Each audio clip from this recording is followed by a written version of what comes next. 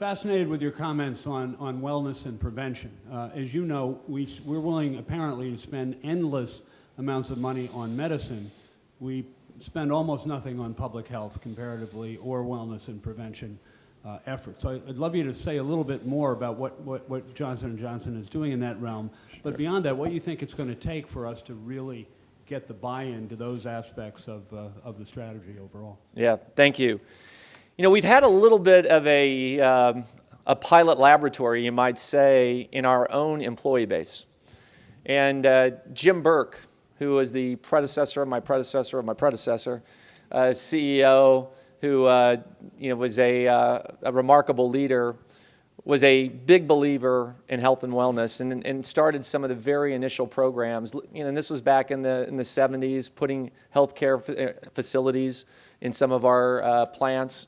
They put gyms in them, would encourage people. We call them Live for Life points. If you worked out in the gym, you got Live for Life points where you could go in the company store and get something for free.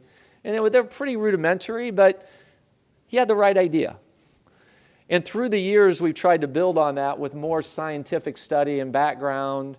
And now we actually have an entire group looking at how do we keep our own employees healthier. We're convinced that a healthier employee is going to be more engaged, is going to be more productive, is going to be happier, more engaged, and ultimately do better, personally and professionally.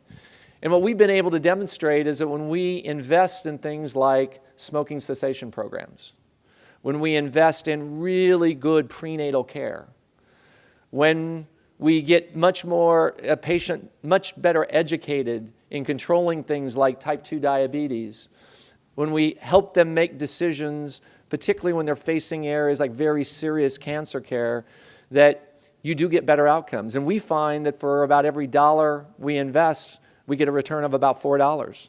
If we look at our average healthcare costs per employee, our rates of increase, actually they're lower than the benchmarks for the industry. And when we look at our levels of engagement in our employees, which we survey every 2 years, we've also seen a correlation there where they feel better. And very often, in fact, just in a couple of weeks, I'll be with another group of CEOs that are working with the American Heart Association.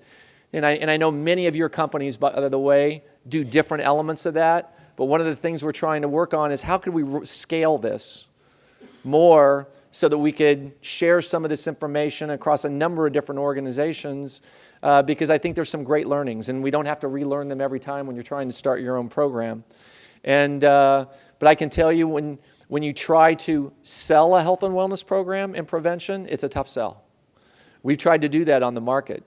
So I think part of this has to be something that business leaders, that government leaders believe in, and it will take some investment before you see the longer term results.